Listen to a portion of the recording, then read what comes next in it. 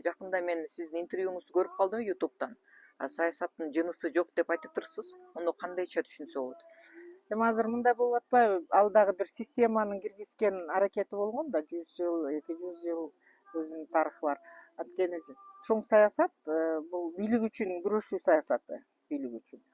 Ал ошондо аялдарга квота бериш керек, аялдар өзүнчө орунда болуш керек деп. Мен ошого каршы оюм бар, анткени саясаттын жынысы жок.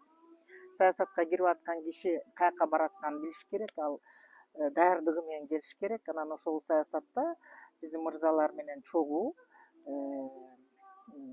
өзүнүн позициясын, дареметин алдырбаган.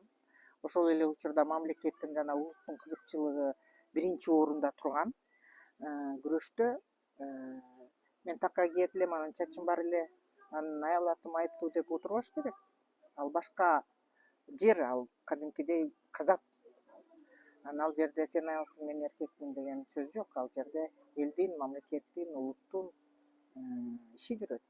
Мен ошол саясатта бизге орун берип койгулачы, анан аялдар мындай болгулачы деген, ал эркектер жактан дагы андай бизге болгон мамиле туура эмес. Анан биз эң биринчи биз өзүбүз ошол саясатка мындай даяр, анан татыктуу болуш керек да. Ошону айткам. Бардык жерде данышмандык керек. Бардык жерде. Ал саясатта болобу, үйүңдөгү коломтоңдо болобу, жуунуп аткан жериңде болобу, кийип жүргөн кийимиңде болобу, айтор кыргыздын бардык жеринде саясат жашаган. Кыргыздын жашоосунан келип чыккан. Аны биздин апаларыбыз шундук аткарган. Биз ага жете элекпиз.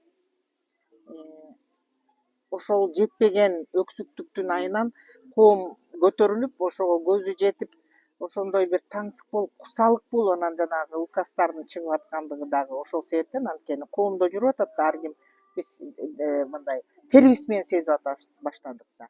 Мына өзүңүз карап көрсөңүз, бизде илгери апаларыбыз көчмөн элбиз да, согушчан болчубуз, дайыма жүрүштөрдө жүргөн ата баба. Ошол учурда энелер ошо тилеги менен отуруп, ошо коломтосунда отуруп, ошол үйүнөн чыкпай, бүт тилегин, жасаган ишинин баардыгын арнап, анан жеңишке жеткирип келген. Бул аябай, бул көп сөзгө арзыйт, көп убакытты алат, жана көп мындай бизден ишти талап кылат. Ошон үчүн ошонун ар бир жеринде, кенедей жеринде дагы чоң данышмандык болгон. Анткени жанагы да өтө катуу нерсенин ичинде жумшактык бар, анан өтө жумшак болгон нерсенин ичинде сөзсүз түрдө мындай катуулук бар деген. Ошол мисалы адамдын денесин бир карап көргөндө, билимде да айтылган, илимде да айтылган. Бардык жерге данышмандык керек. Кыргыздар муну туу тутуп келген да. Керек болсо кумурсканын, адамдын жаны менен кумурсканын жаны бирдей эле. Жараткан бирдей эле жан салган. Ошон үчүн ошого байланыштуу биз бардык мындай бир бүт жаратылыштан баштап үйүңдөгү коломтого чейин, жасаган ишиңе чейин данышмандык керек.